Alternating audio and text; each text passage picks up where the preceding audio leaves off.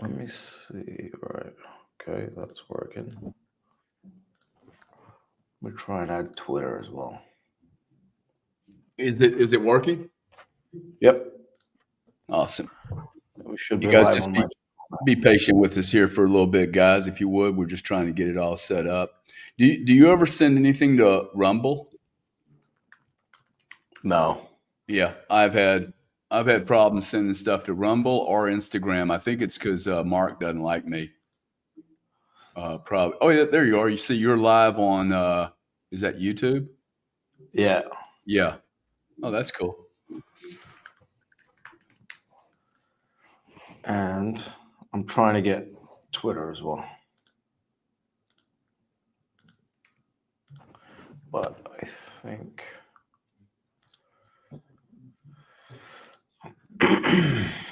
Right, Twitter's not going to work. Let me see. Hold on. If you guys could repost the room, especially if you're following British, repost the room, tell people that we're meeting here. We're going to be chatting. I find the strategic Bitcoin reserve right now a little boring. They're talking about a lot of really weird stuff, so we're probably not going to spend much time on that, British. I don't know if you've looked into that show at all today, but it's a little. No, who's talking right now? Let's see if I can just pull it up. Nope, pull that out. Pull.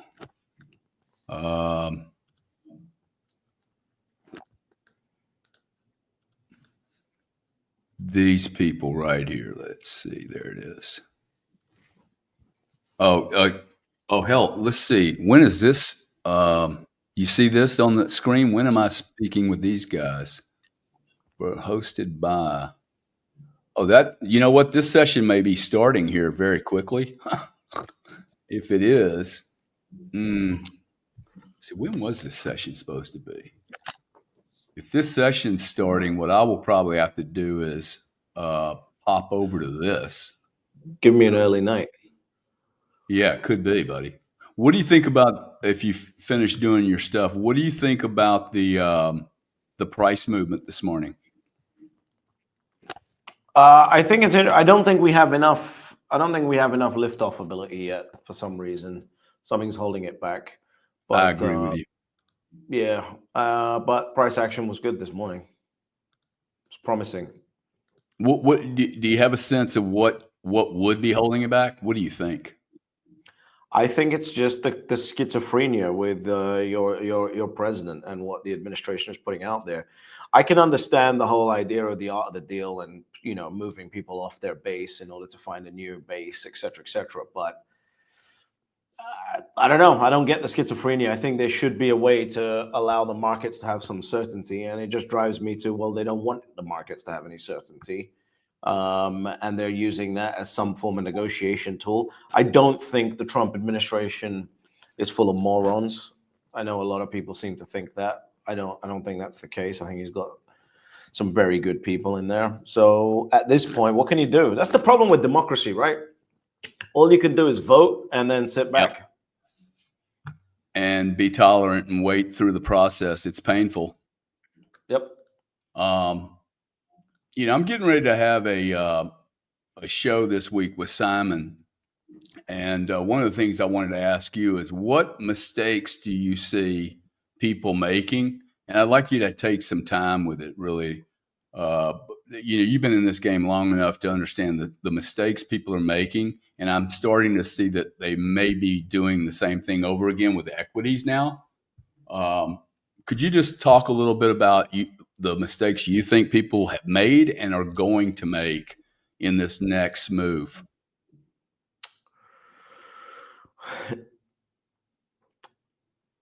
I think that there is a lot of PTSD in Bitcoin combined with a lot of lack of understanding around what this new world is and how this new world is looking at Bitcoin.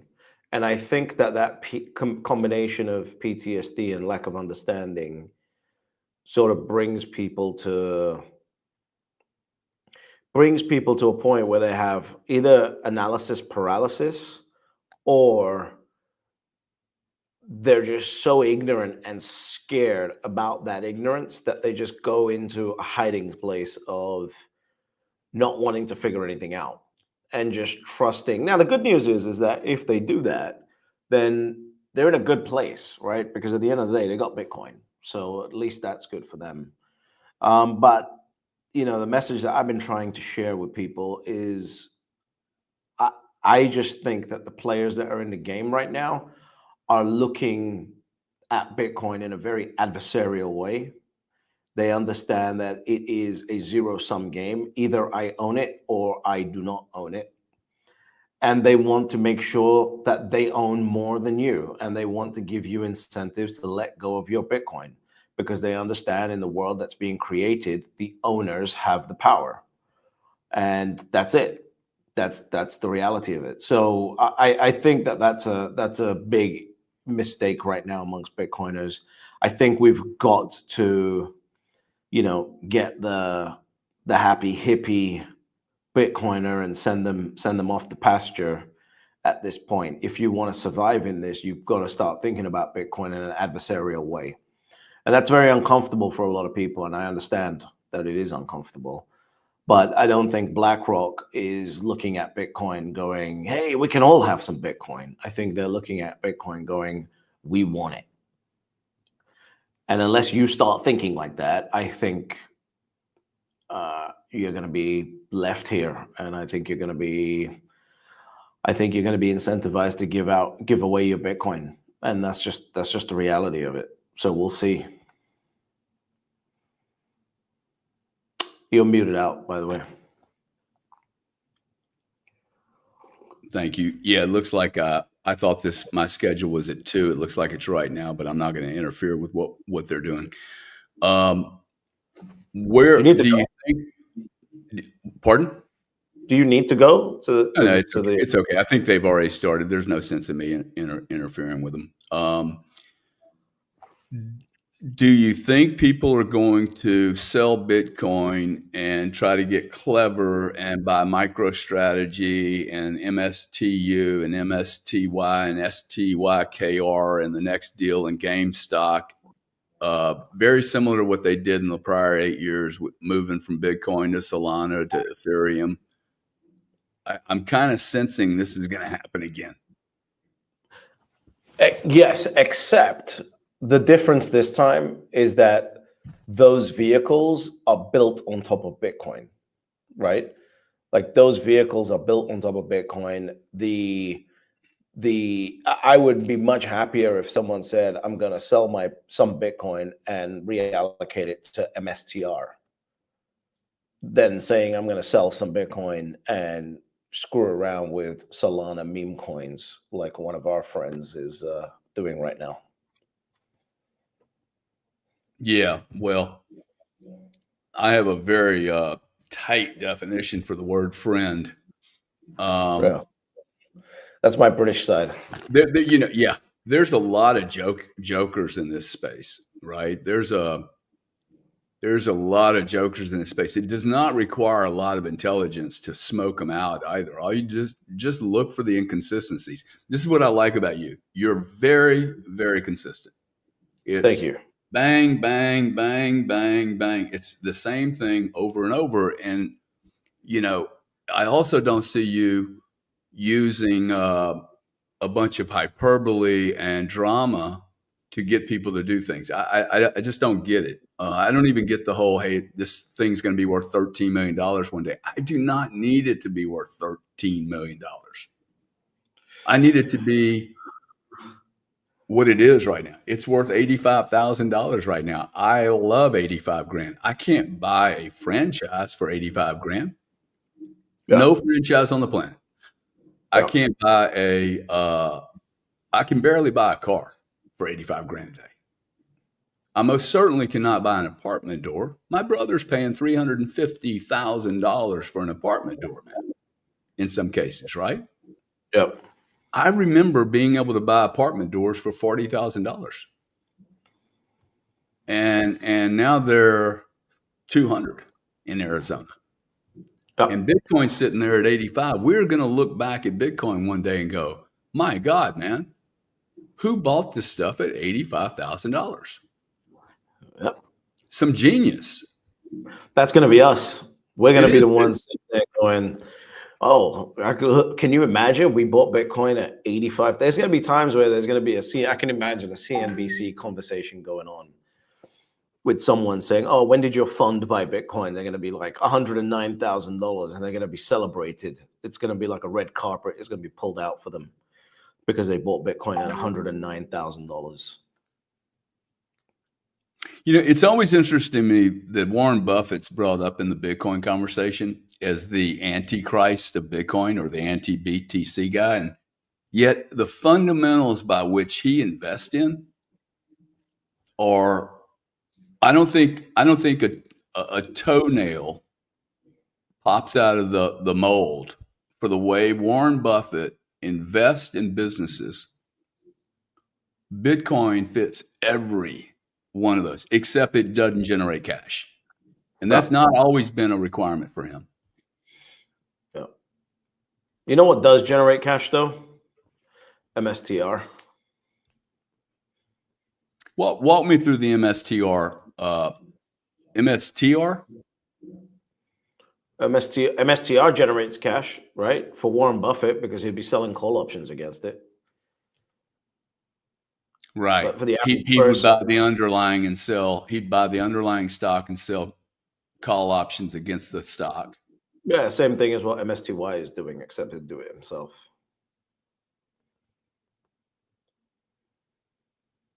How long does it take him to come into this space, you think? I don't give a shit. No, but just as a fundamental. I think Warren Buffett gets into the space once Bitcoin reaches somewhere in the region of $550 to $1 million, something in that space. I think there's a sizable Warren Buffett investment. Remember, Warren Buffett is always late. He's just got enough capital that makes him look smart, but he's always late. Right? Like this is a habit. And I don't even blame him because look how much capital they're dealing with. But see that's the point I wanted to make. Like being late has not been a problem for Warren Buffett. And the other thing he doesn't do that people think that they confuse the story, he buys monster positions. He is the kind of guy that says, look, make 20 decisions in your lifetime on investment decisions, and all you really got to do is hit 4 or 5 of them. Yeah. You pick the right 4 or 5. Now, what does that mean? That means this concept of diversification is a lie. Yeah. It's the same problem as unit bias. The only reason people diversify is they're not convinced. Yeah. That's it, man. Their thesis is weak. Completely agree. In fact, saying it's kind of interesting because reflecting on what you're saying, the reality is Warren Buffett cannot afford to be early. Right? When you think about it, right? Because he's looking for such sure bets that he actually he's looking for 20 to 30 decisions in his lifetime, and he actually cannot afford to be early because of the position size that he's coming in with. Yeah. I mean, he's literally grabbing all his nuts, like a squirrel. He's putting them in a box. He's probably got them in bonds. He's making a shitload of money probably in bonds, waiting for the event. And so what I'm trying to share with the audience is that you guys listen to all these people watching these charts, and I guarantee you ain't watching a fucking 1 hour chart. Oh, yeah. He sits there, he patiently waits, he then deploys big chunks. Like I think his Apple position was, I think he had 4 stocks, dude, 72% of his whole position in 4 stocks. And Apple was like 70% of that. So, this myth about needing to trade, and this myth about the short term, and the myth about spreading your bets around, that is not what the true serious wealth does. And that's not what BlackRock does. BlackRock doesn't make 37 bets unless It's all in the whole industry. And they're like, dude, we're going to be a part of this whole value chain, which is exactly what they're doing on Bitcoin. Yep. Every part of the value chain. I don't know how Agreed. anybody can be bearish here, dude. Like, I don't Yeah. even understand how anybody can get weak in the knees. Well, I don't. It's very interesting. I mean, I don't know. I'm getting a lot of backlash right now because of talking about income funds like MSTY and everything else, and it's just. There was a funny fucking tweet that came across that sort of sums up all of these gold bug Bitcoiners, as I like to call them. Hold on, I'm gonna find it because it was hilarious. This guy basically said, without even looking into it, I can already tell that a lot of their followers will end up being the yield. Like this guy has just said, without even looking into it, I know this is shit. Right. Like, where do you? It's I don't know. It's weird. We're so early. We are so early right now, and I know it sounds insane to say that, but we are so early. It's not even funny at this point. And I get reminded of how early we are because I'm trying to help people bridge this understanding gap between Bitcoin and like TradFi. And it's so weird to me that people think like I've literally had people trying to compare MSTR to MSTY. And I'm like, these are two fundamentally different products. Like there's no way that you should compare these two products. It doesn't make any sense to compare them. And the response to that is, yeah, but this is how you should look at it. Like, no, it's not. That's not how any asset manager is going to look at it. So I don't know. I don't know, man. We're so early. Like I don't know. I don't want to say what I want to say, but like at Go the ahead and end of the say it, day, man. it's just making me lose hope that these Bitcoiners that have found their, once in a generation, once in the species of their last name opportunity are probably going to end up with nothing.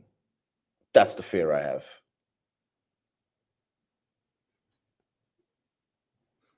That'll be really sad because I don't think most of the wealth that could have been made in the last 8 years has been retained. I think Yeah. I think it's going to be one of the great books of the 21st century is how many trillions of dollars were lost. Not lost like, well, even losing this stuff is ridiculous, but not retained. I mean, they basically, won a lottery ticket, then invested in some private equity that didn't do very well. And if they like, I will not repeat this. Like you mentioned a gentleman earlier that's just, you said a friend, but like I look at that guy and I'm like, dude, what are you doing, man? You're I'm not even sure you went to a proper school, and if you did, I would get a refund because the way you can't sit there and go, this is a once in a century opportunity investment, and then say, hey, I'm going to go buy Pepe. Yeah. Well, I mean, it's just unless he's bleeding with Bitcoin. Okay, like I'm bleeding with Bitcoin right now. I love the volume of Bitcoin I've been able to acquire, but I've got $1.5 million sitting in miners that is just getting sucked. Dude, it's stupid that I put my money in the miners. It is stupid what I did, and I know better. I'm sitting there going, look, this is a train wreck. The miners don't own their own production. They don't own their own land. They don't own their own equipment. They have no access to cheap capital like Exxon does. They can't even keep Bitcoin on their balance sheet without getting approval from their shareholders. Exxon doesn't need that approval. They're like, shit, dude, we take commodity risk all the time. And they're trading at a much greater multiple, make no money. I don't know how to talk myself into this. I got caught up in the minor multiple. Let's go chase. This is what I'm talking about. The mistakes now that money was trapped in a fiat account, so I couldn't go into Bitcoin. I could have gone into MicroStrategy. Just I don't know why I didn't. I was stupid, dude. This is what I think people like about me is like, wow, that was $1.5 million. That was a dumb decision, Gary. No. And I wish people would actually embrace their mistakes and share them with people and go, now look, the cool thing is if I lost 100% of that money, Bitcoin, my position in Bitcoin's been so large. Like I literally am going to just make up for the mistake. But Yeah, that's the cool. beautiful thing. That's the beautiful thing, right? Once you're dealing with large numbers, I think I'm probably into miners for roughly $1 million as well. And just sitting on the position at this point, it's like, all right, let's see how this rides out. Well, And it's so see if, low now. Are you at the same place I am? Dude, it's so low now. Like, what do you do? You know, and I'm holding call options, so it's like really low. So yeah. it's like, what's the point? Let's just see what happens. I still think that the mining positions I'm in will attract liquidity when liquidity starts to flow. So let's just see what happens. Well, while we're on that business, okay. So here, see, this is good. This is why I like you, because here's two guys. You know, we get on TV and we talk about our positions, and we're talking about, oh wow, both of them have $1 million loss on miners. Like everyone makes these mistakes, guys. I don't care how many people that you see tweet and say they've bought 37 Ferraris yesterday. Awesome, that's cool. But listen to the people that tell you they make mistakes, okay, on a regular basis. There's no way that you put your beak into this market over and over and over and don't stumble. I mean, you just, like, we get caught up with the same shit that everybody else gets caught up with. And it's really awesome to have these kind of conversations, because it gets my ego out of it. Like, I'm like, oh, because I was literally sitting here 2 days ago. You're in a different position than me. And I was like, maybe I should, my ego is holding on to these miners now. Like at 85 grand, I know this thing's going to rip. And I bought miners at probably $40,000, $50,000 Bitcoin. Yep.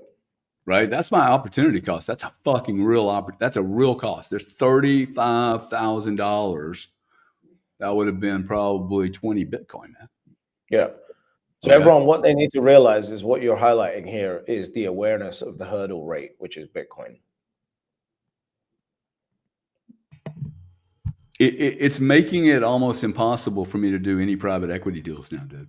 I don't understand. I've never been into private equity. I've never done that, so I don't really know much about it. But just when I'm analyzing just Bitcoin itself, and then just reflecting on what I know about private equity, I don't understand how a Bitcoiner would touch private equity at this point.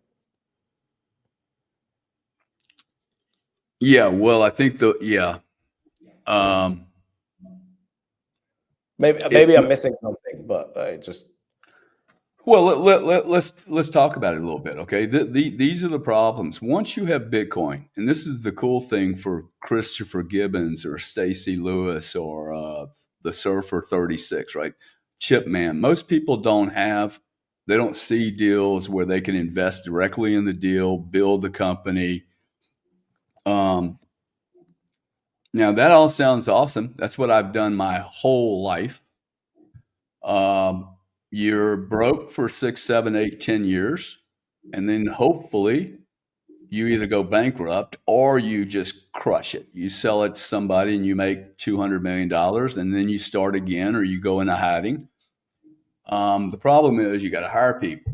You've got to have a building. You've got to have lawyers. You've got to have all this stuff. Then you go to Europe and you got to get KYC'd, and you got to get more lawyers. And then you get a lawsuit, and then you get an employee, and then you got to have HR. And then you got to. I didn't have Bitcoin when I was 40. I have Bitcoin now as an option. Now I look at it and go, yeah, I don't really want any more human error risk. Yeah. I don't want any more intolerant snowflake IT people who decide that work-life balance is in their family code now because it's been 4 years and they're tired. Bitcoin never gets tired. Yep. Right? Got a monster community behind it. I think it's the biggest single market in the world, dude.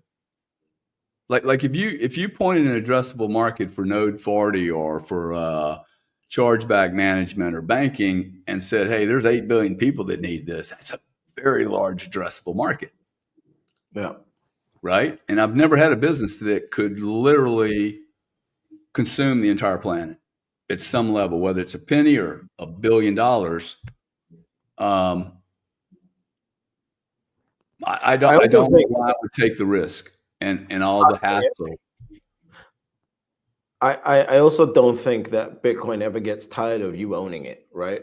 Whereas I have a friend who's in private equity and he had to deal with a CEO who actually looked at him as the main investor in the seed round and told him that he doesn't own him. And look, if we're gonna keep it real, let's just keep it real. If I'm a fucking investor at seed round, I fucking own you. You work for me. It's just as simple as that. Like you got to pick your poison, you know. I didn't. Yeah. So that Bitcoin never gets tired of me owning Bitcoin. Bitcoin loves that I own Bitcoin. I love that. Yeah. It's great. Yeah, the agenda never changes. See, what you really get into, like, there's just so much risk on the private equity side. Look, more money has been made building companies than real estate. Like, I got to remind my brother on a regular basis, brother, real money's been made by the boys that built businesses and sold them. Real estate. Look, I think you're going to see major real estate players move into Bitcoin. They're just going to leave the real estate behind. Once you do the real estate piece, dude, you're like, once you add the Bitcoin piece, you're going to be like, my brother will never get to 10 funds. There's no way. He's too smart. The one, but he's got some real money now chasing him to take it public, and that may be, if he does exit it, it'll be the real estate Bitcoin business that he exits. But I think at his age, what he's going to start to realize is the reason he did the fund. This is just Gary speaking. Okay, we don't do much together. One, it was in order for him to move into Bitcoin and keep his investor base, he couldn't just do Bitcoin on his own and then still doing real estate going, hey, by the way, I'm doing Bitcoin, but I'm raising money from you guys on the real estate. Yep. So he blended them. But I think you get to a point where you're like, this thing's doing so well. Why don't I just buy Bitcoin? Yeah. Like, I don't need to get overly complicated. He's probably big enough to raise money to buy Bitcoin. Yeah. Funny enough. And whether you even need to do that for 2 or 3% spread, I don't need it. I mean, I think you're going to see a lot of real estate people go, why do I need this headache? And I don't see how real estate doesn't get hammered from tariffs, taxes, and a government that's got lots of issues with it. Every state has issues. I think I've always said, like, I think residential real estate, like that normal single family homes, etc., are going to get completely screwed because it's the only place that you can do a wealth tax from at the end of the day. Like it's just doesn't, you can't do a wealth tax from, oceanfront real estate. You could try, but then, the money's going to start moving against you. So really the only place that you can do it is through single family homes. It's the only hidden wealth tax that you can do. So it doesn't make sense to me that, real estate's an interesting one. I look forward to seeing what happens over the next 10 years. I don't think it has to crash. A lot of people hear me and they think that I think real estate's going to crash. I don't think it's going to crash. But if it's just stays stagnant for 10 years, that is a tax in itself. And I think that's what is going to happen here. I think they're going to engineer an environment where incomes can finally catch up and reset affordability, which will be a direct wealth tax on the owners of those properties. I read a report just the other day that there are more people living in their cars in the United States than ever before. That's terrible. And that's scary, man. That's awful. But it also suggests to me that the apartment business, you can't, like, I don't see prices coming down. I don't see home prices coming down. I don't see apartment rents coming down. And therefore, if people are living in a car at the highest level ever, what's to stop them from then buddying up into an apartment building? So that $4,000 apartment building now is, it's two people in it, and it's only $2,000. So our quality of life, our value, the value we have goes down, but the cost of that, it's a little bit like, oh yeah, the bag of potato chips is smaller, but the price didn't change. That's Yeah. awesome. That's inflation. Well, That is yeah, direct we'll see. inflation. Well, we'll see. I'm so far. I mean, I don't know. We got to see what happens with these mortgage rates, right? Was the 30-year fixed rate in the U.S. was like 6.7% when I checked it the other day. It's like, I don't know. I think the Fed's coming in a few short months. I think they're Do you? lining I up think for we're going to have a fight, dude. I think they're going to argue. I think there's going to be a fight between Trump and the Fed. what's happening right now. Like my from my interpretation, I looked at what everyone said, and I looked at all the art of the deal and the clap, clap, clap, clap, like sea lions about how great the art of the deal is and this president and everything else. And I just decided to put my skeptical hat on. And I thought, okay, so if the goal was to get the 10-year rate down, well, then some of the smartest people in the world that know how to do that failed in 4 days.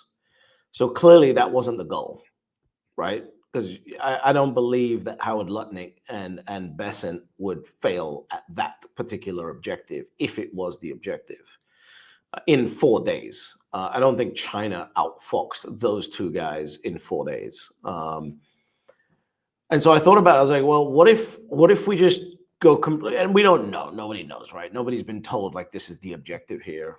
So I'm just speculating. But I thought about it. I was like, what if the actual objective is to get the 10-year as high as possible, right? And Because then for what purpose? what happens is you have to, if you think about, okay, how do we get the 10-year as high as possible? Well, number one is uncertainty. Create absolute uncertainty drives people into treasuries. Number two, we're going to give China a thought that they can harm the US by dumping their $700 billion worth of treasuries, which they've been holding over our heads for 10 years now, 15 years now. So China starts dumping to raise cash because they've got the tariffs, right? So you put the tariffs on, get China to dump those treasuries. But even though it causes short-term pain, China is now depowered, increasingly depowered from harming the US because they've got less and less treasuries on their books. You then use that moment to basically renegotiate these trade deals. The goal is never to bring back 100% of the trade of manufacturing to the US because it would be stupid. But you basically diversify China's control over your treasuries to 15 different countries, not one. And then at the same time, you give the Federal Reserve a credible scenario where they can actually step in and be the superheroes. Because right now, the Fed doesn't have a credible scenario to come in and start easing. But if the 10-year is sitting at 6.5, the Fed has an absolute reason to come in and save the day. Now, I'm not saying this is exactly what the thought process is, but what I'm saying is this sounds more right to me as a game theorist than our goal is to get the 10-year down to refinance the debt, which, by the way, the refinancing is due in Q3, Q4. So it's like, why don't we just break the bond market, cause all this uncertainty, and now the Federal Reserve has complete grounds to come and take the action that we want them to take. How long do you think that takes for them to Not take long. action?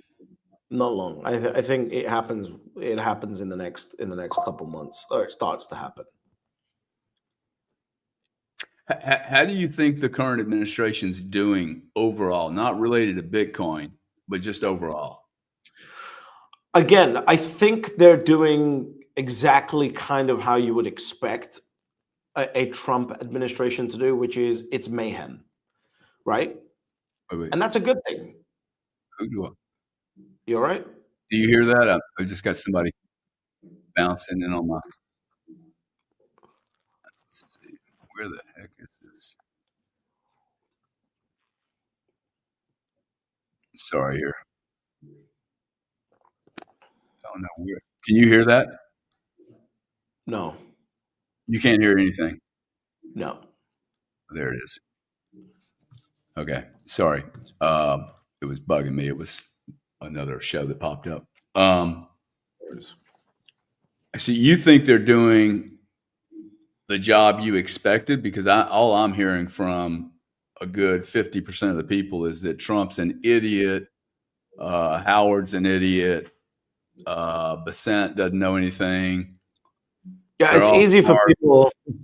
It's easy for people with a $10,000 net worth to tell, Scott Bessent that he doesn't know what he's doing. That's an easy thing for that person to do. Look, at the end of the day, it was going to be chaos, and to a certain percentage, you need chaos in order to do what they're doing, right? Because you've got to get people panicking. If you don't get people panicking, you're not going to get them into, in bullfighting, right? The bull has a certain carencia, which is like the bull's fucking zone where he's feeling comfortable. And you got to get the bull out of his comfort zone in order to actually manipulate him, right? That's what the matador's job is. The matador's job is to not let that bull find its carencia. And the Trump administration has basically come in and shaken everything up to the point. And that's why I think that's why they keep going tariff on, tariff off, tariff on, tariff off, because it's like, just when you think that we have a plan, it's now changed. I think it was hilarious to me that, Trump said, we've got all these exclusions on a Friday. And by Sunday, Howard Lutnick is out saying, by the way, those tariffs on those tech goods are coming soon enough in about a month. So do I think it's good for markets? No, I don't. I don't think any of this is good for markets.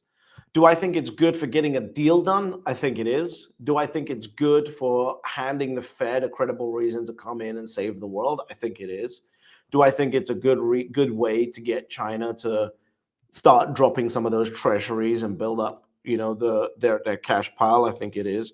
So I think from that perspective, it's good. But is it good for markets? Absolutely not. Markets are only going to rally when the certainty comes back in.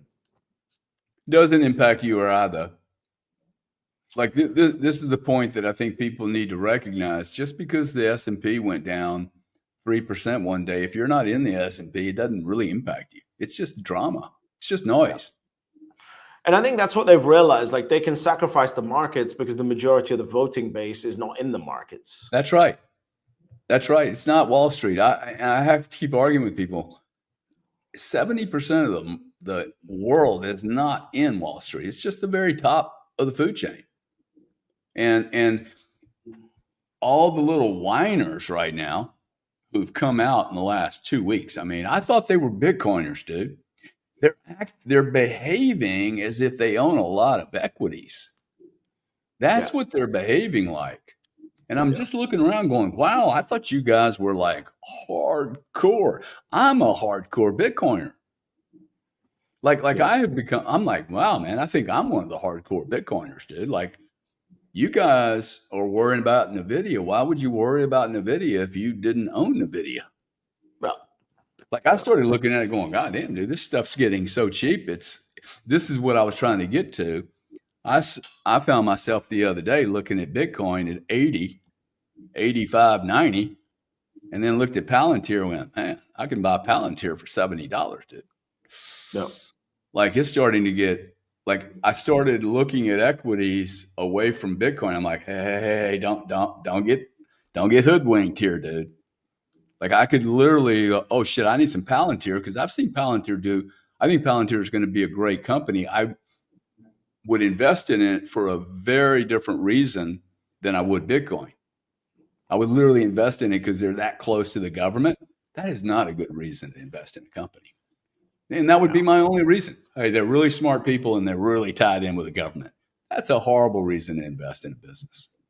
I mean, it's probably a smart reason, but it's not a clean reason like a Bitcoin. Oh, wow, look at this, man. This is a commodity play. It's not going to hurt anybody. They're not making weapons. Bitcoin's never going to get tariffed and it's never going to kill anyone. Yeah. I think with your philosophy there, I think one of the safest investments you can make if you want equities is Tesla. Because how do you basically now, push Elon Musk out there as like the tech genius savior of the United States and the right-hand person of the president, and then let Tesla fail. It's not happening. Just the egos are too big. It's not happening. So if you want, a 3 or 4 year investment, I think Tesla is. If you want equities, I'm not buying any. But I think Tesla would be anything that's that close to the government, that's got that many egos attached to it, it's going to work out. Yeah, as long as he's alive. But if something were to happen to him, Tesla stock would get absolutely. Talk about human error risk. Okay, he goes away, the whole game's done. I mean, like Yeah, that's an event. Do you agree with that? instant sell, instant. Instant. See, that's why to me that's not. Although I appreciate what you're saying, to me that would be. I wouldn't now with Palantir. They got a team of people. It's not just Carp. And I'm not going to do that. I'm just saying these equities now are starting to get very interesting, which may extend our journey into being able to buy Bitcoin before all the super rich people get here, because they're going to understand Palantir and their advisor will understand Palantir better than Bitcoin. Yeah, the good thing about Bitcoin is you don't actually need that much capital going into Bitcoin to drive the price up. Especially once the supply starts getting very tight, you don't actually need that much capital going in. I think that Bitcoin. We've had, in fairness, we've had a lot more capital coming into this market than we would have thought, and it hasn't really moved the price, right? Sure, but there's been a lot of rotation going on, right? So all of this stuff is rotation. It's rotation shit that's causing this drag on price. The rotation has to finish. Now, the rotation has taken a lot longer than I thought it would, but the rotation has to finish. The fact that 600,000 coins have moved from retail to institution was much larger than I thought it was going to be. So the rotation has to finish. As soon as this rotation finishes and like the dust settles on who wants to own Bitcoin and having owned Bitcoin, et cetera, yeah, I think you're going to see this thing absolutely fly with tiny amounts of capital. You've got to remember, we had the GBTC issue.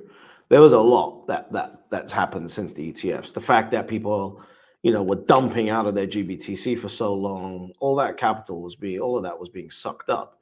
And I think, all those people that own GBTC, I think it was like a 30 or 40% rebuy rate. So there's a lot of rotation that's had to happen here. Yeah. I wouldn't have thought we'd have had a $50 billion a day market either. I mean, that's a big market, man. Somebody was talking about the size of the bond market and, hey, China has this many billions. I'm like, wow, that's 5 days of Bitcoin. I mean, it's not enormous numbers. Yeah. But China's an interesting one, man. Have you seen these videos of these Chinese factory people that are like trying to help people circumvent US tariffs by buying, in essence, fake goods, fake products? It's quite fascinating. Like if I was imagine being an Hermes Birkin bag collector, right? And you spent millions of dollars buying these bags, and then you hear this Chinese story saying, "Here, we made these bags in this factory, not in France." I think Hermes actually had to come out and clarify, we don't source anything from China today. I think they came out and said that. Wow. So, yeah, it's fascinating. They will have to say that, my friend. Yeah, I think that's I don't know if they're just saying it or they're whatever. I would assume they're under a lot of legal pressure if they lie about it. But yeah, it's quite interesting to see how China seems to want to just shoot itself in the dick. In 2008, I went into a convention center. This would be right before we started the fraud business in the payments industry that I got in trouble for. And I remember being in a trade show, and I met a guy who sold T-shirts. And he said, I said, how many T-shirts do you sell a day? 600 T-shirts a day on a website. That's pretty cool, dude. $89. I'm like, God dang, man, $89. Now, I don't know anything about t-shirts, don't know anything about retail, but I do know about supply and demand. And I walked away from that going, dude, there is just not an infinite demand for t-shirts on planet Earth. There is not. Yeah. I was in a Walmart store and I'm like, who the hell is this guy taking 600 t-shirt sales away from? And I'm like, it's Walmart, dude. Yeah. And they're taking $8 and $9 t-shirt sales. So I'm sitting here going, oh my God, man, this is almost 20 years ago. 20 years ago, the entire everything that has a label is going to be destroyed in the future. Yeah. And Louis Vuitton and all these purse makers, there isn't anything special about these purses, man. Like you can say they're not made in China, but at the end of the day, like it's literally a logo that's been marked up to God knows how high. And there's only so many of these people that can afford a $20,000 purse, dude. I think they're maxed out. They can't have any more. Like you can make those purses forever to the end of time. And so this is my point. I think the entire luxury market's getting ready to get crushed. I mean, crushed, man. How many rich friends do you know that do not need another Rolex, man? Another $20,000 Rolex? But the one part that I disagree on is they keep buying it. Right? They keep buying it because there is a status attached to it. Now, if the brand, here's the crazy part about it. With Bitcoin, I don't need to rely on a brand to maintain the scarcity value of my investment. Bitcoin does it for me. With Rolex, with Hermes, with Patek Philippe, I need to rely on them to maintain my scarcity, right? So I'm in their debt if I'm looking at it as an investment. I'm in their debt. I mean, they're completely in control. Yep. So I think you're right. I think that there will be some winners. I think it's going to be consolidation, really. I think In a world of AI and robotics, bro, there's no luxury. It's only perfection. It's only perfection. Yeah, I don't know. I think in a weird way, looking at the other side of that, I think in a weird way, you could actually see that market grow. But there will be a period of consolidation for sure. Because if you look at like the super wealthy, like, okay, everyone's got AI now, so there's no such thing as luxury. Well, now, if Hermes is actually on point, they're actually more valuable as a status object than they were because everyone has the other shit. Problem Like is if they all have debt right up to here, man. And the addressable market is declining.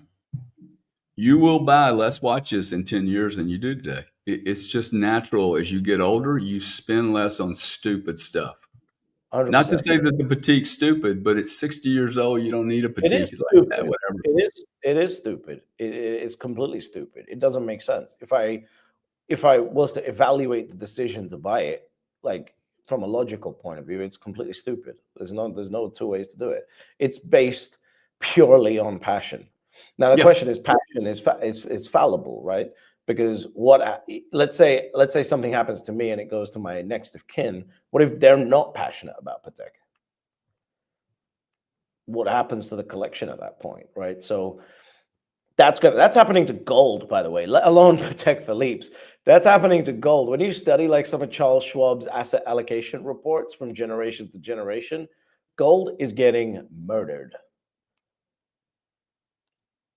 Like this next generation, where this capital's going to, does not want gold.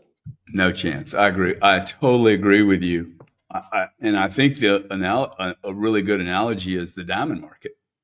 Like once the synthetics came out and they were really good, I looked at synthetics 15 years ago. I'm like, why would I ever pay $50,000?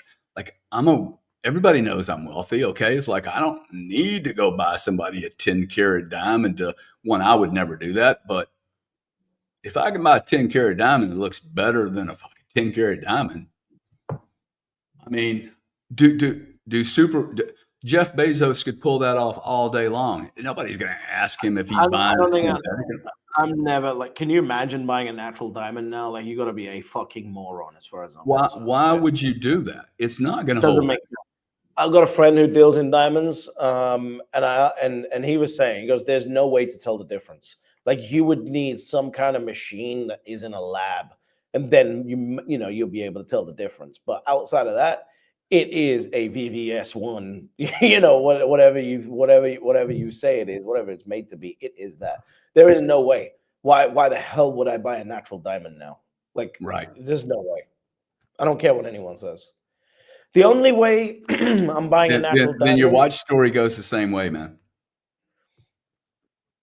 I don't know, because Patek Philippe is a brand. The diamond is a commodity, right? Like, so it's really the brand value of it that's valuable, not the watch. I agree with you on the actual manufacturing of the watch, but like, I think a robot will be able to put together a Patek watch with the same level of precision and quality as a Patek artisan. But will the You brand think it value? will or will not? I think it will. I think it will. I think, but the brand value, I don't think that goes away. Not for a long time. Who knows? By the time that happens, I won't be here, so it's all good. Yeah, I think brands. I mean, you could see BMW go away. Yeah, because they make shit cars. They're not going to be competitive. Yeah, of course. Nor is Mercedes. By the way, like, living in Dubai, like, there's a lot of this Western propaganda that we get fed when you're in London and the US and everywhere else. Like, I'm telling you right now, some of these Chinese cars are pretty damn good. I've heard that, man. Some of these Chinese cars are pretty damn good. Like, I don't think a Tesla holds a candle to some of this stuff. When you talk about from a software perspective, I think a Tesla is probably going to be amazing, right? And beat everyone. But the actual cars, I don't know, man. Like, I've had a Tesla for a month. I hated it. I couldn't wait to give it back. Which ones you have? It was a Model 3. I was in London for a month and I just rented one. I was like, let me see what the hype is about. There was no hype. What didn't you like about it? I don't like anything about it. I don't like the way it drives. I don't like the way it feels when you drive. I don't like the seating. I don't like the quality of the leather. I don't like the styling on the inside. I don't like fucking anything about it. I don't like the charging. I don't like anything. I don't want to charge the car. Like, Me either, man. I don't want to sit there like a fucking moron waiting for my car to charge so I can drive off as a man. Like, that doesn't make any sense to me. I've been in one, the biggest model. I guess that's the Y. I was in Germany, and we're doing 90 down the highway. I'm like, this sounds like the windows are open. Like the noise was fucking horrible. Now, having said that, the brand new Range Rovers, they're horrible, dude. $220,000 and the fucking wind noise on these cars. And it breaks down all the damn time. But, the only thing you didn't say about the Tesla is that it's fucking ugly. And it's that. It's an ugly car. There isn't one that's pretty. And this cyber thing, you couldn't get me in a cyber truck if you paid it. It I is like a Elon, fucking but I think they're ugly the car. ugliest cars in the world. It is an ugly car. You're absolutely right. Completely, utterly fucking ugly. Now, the Roadster, though, the Roadster's quite pretty. The new Roadster. Yeah, we're bashing everybody today. Oh, yeah. We started with Fred and we ended up with Elon. There we go. At least we're upgrading. Fred thinks he's Elon, so it's all good. Yeah. What are you worried about? Anything relative to Bitcoin? Is there anything that can throw you off your you and I are the most relaxed guys I know right now. Everybody else is freaking out. I'm like, why are y'all freaking out? Yeah, not really. The only thing, I'm not really concerned about Bitcoin. The only thing that is pissing me off is the fact that I'm not able to really, like, have absolute certainty on what the strategy is from a from a US geopolitical point of view. Like I like certainty like every other investor, right? But then this is the exciting periods where we have, this bullshit going on. So we'll see how this pans out. But from my perspective, it's like I'm sitting here, I've got Bitcoin, I've got MSTR, I've got MSTY, I've got my other income sources. Everything's good right now. Like I can't point to one thing that's, the British Hodl channel's growing, friendships are good, family's good. Like I don't know what there is to complain about. You got to be grateful when it's all going well, man. 100%. You have to be grateful when it's going well. Completely agreed. Because there'll be times, even when you're holding Bitcoin, that life's just difficult. I've had it. Oh yeah, and you'll have it again too. If you live long enough, you'll have it again and again. It's part of the process. It's kind of weird when you're like, I come from a very like lower middle class family to start with, and then you sort of become wealthy, and like your problems are still there, and you just sort of look around and go, no one fucking told me this would be the case where your problems are still here when you got money. I thought money was supposed to fix everything. And then you sort of realize like there are problems in the world that no matter how much money you have, you still got to go through the fucking problem. Now the money may help you solve those problems in a classier way, but yeah, at the end of the day, you got to be grateful at all times. I think in some ways, money can actually delay you dealing with it. So in some ways, the money actually becomes a problem. But it is sad that people don't. There is a lot of things money will not actually. Well, in fact, it doesn't matter. You're still going to have to go through the life thing. And if you're not a nice person, you have a lot of money, you're still going to not be a nice person. If I'm angry and bitter and I've got 1,000 Bitcoin, I'm going to be angry and bitter. Nobody's going to remember the 1,000 Bitcoin.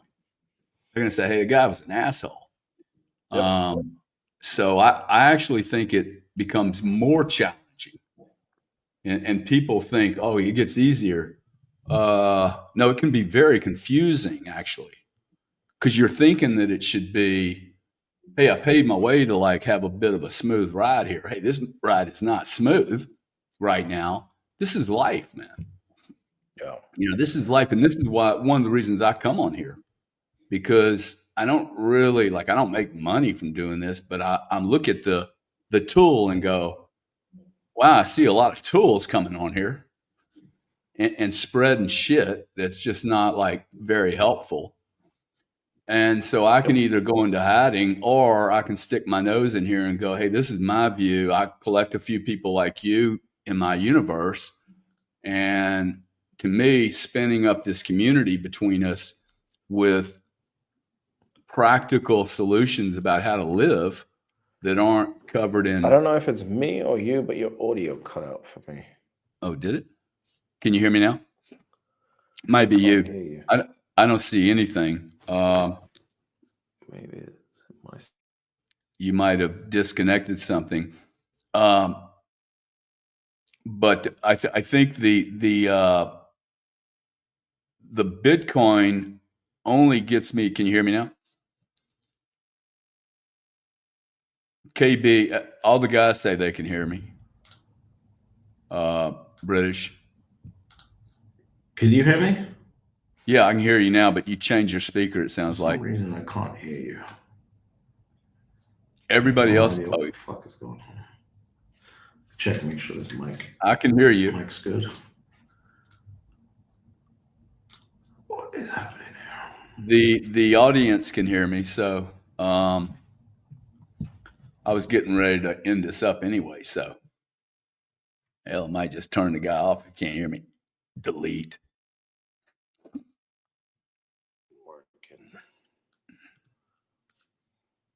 I have no idea what's happened.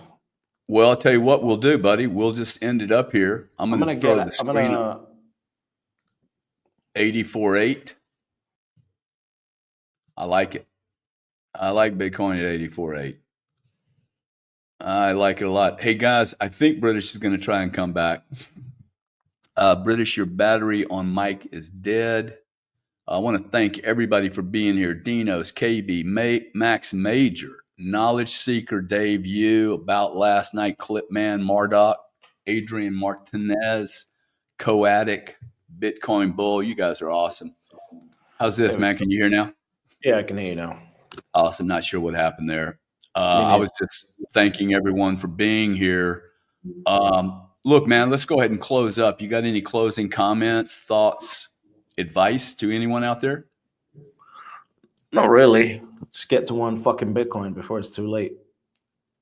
I'm with you, man. What would you do right now? Let's pretend like you're 25 years old.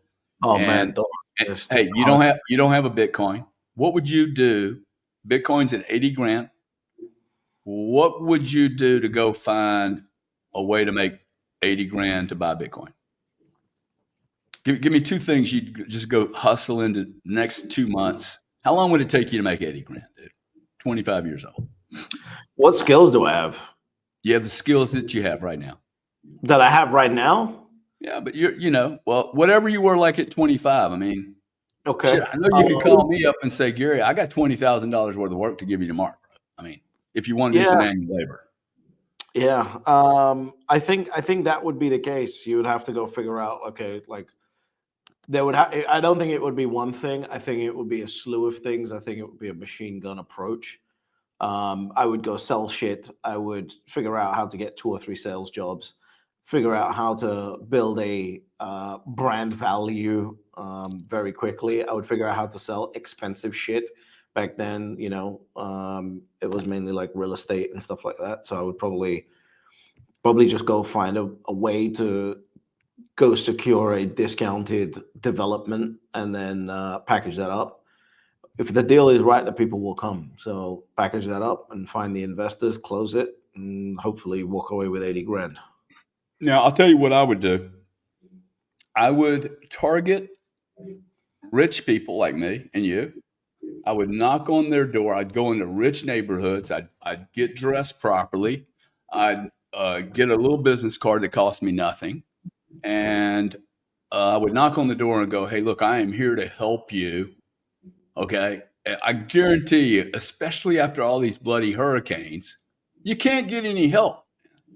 And a kid could literally buy $100 power washer at Walmart and come sell $2,000 power washing to me. Hey, let me clean all your weeds up. Hey, your lawnmower man didn't leave that. He kind of fucked that up. Let me clean that up for $500. Dude, I can make 80 grand so fast. It'd be stupid.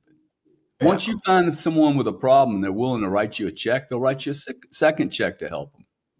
And then they'll call their friends up and say, you got the same problem? I just found a guy that did a good job at this. Yeah, exactly. You don't steal from the you treat them nice. You over deliver like by a mile. Okay. You don't take no. Some kids walked up to me the other day, tried to sell me something for $5 grand. I said, no. They've come back now and go, hey, look, would you let us do your house? And then we'll advertise it. We want to advertise that we did your house. That's smart, man. Yeah. Okay. Instead of them going, well, I'm not going to get $5 grand from Gary. Let's get something from them. They don't give up. So I don't buy this that somebody couldn't make 50,000 pounds. I've got another way that you can do it, courtesy of the current state of America. All you got to do is go to California and steal $900 worth of shit 88 times, and you got your one fucking Bitcoin. That's it, man. You don't get arrested. Run up into somewhere with a ski mask on and get the Bitcoin. Yeah, I would stay away from the purses right now, personally. Yeah, probably stay away from the purses for sure. Just roll into a store. Like, you can do that, right? You can go to California. Everything up to $900 is free, apparently. Yeah, well, the real thing would be to go grab 4 or 5 guys or 10, create a little crew, and take 80% of the profits, give them a little juice. There you go. We're fucking joking. Yeah, we are kidding. Okay, we do not support stealing from anyone. We are fucking joking. Relax. Yeah. Hey, man, thank you very much for showing up. If you guys want to see British and I do something regular, we've been talking about maybe every week, every 2 weeks, doing something like this. I see comments here like, hey, this is kind of boring. what you guys need to understand is when two people come together to do this on a Tuesday at 1:00, I missed an event, and that's my bad. That's not on you guys. But two, it would be really nice when the conversation is boring, because we're not professional entertainers that put on makeup, as you can see. We're not Kate Perry. We're not launching rockets at $50 million a pop to get some. So just be nice to us, okay? Like, we're doing this, try to help you, but we're not always going to be exciting. We can't make the market exciting. And if there's nothing new to say, we're not going to make it up. I really appreciate the conversation we had today, because I think it's very practical. These type of conversations that guys like he and I are really having a hard time looking at any other businesses and saying, why would I invest in that when I can invest in Bitcoin? That should say something to a couple of you guys out there. So although it may not be the most exciting conversation, I'm interested in having extreme wealth where I can tell people, fuck you, or let's roll with extreme passion. That's got to be a great way to live, okay? To be able to say yes to anything and no to anything. That has to be a wonderful way to live. And me and British are like, hey, let's encourage everyone to get into this say yes, say no club. That's a pretty cool thing. British, closing comments, please. Step number 1, you buy Bitcoin. Step number 2, you shut the fuck up. And step number 3, you get fabulously wealthy. That's it. Thank you, guys. You guys retweet the space. Make sure you're following British. He's an awesome human being. And do something freaking nice for somebody today, okay? And don't take credit for it. That is an awesome life hack. British, thank you, bro. Really, really appreciate you, man. Thank you. Thanks, everyone.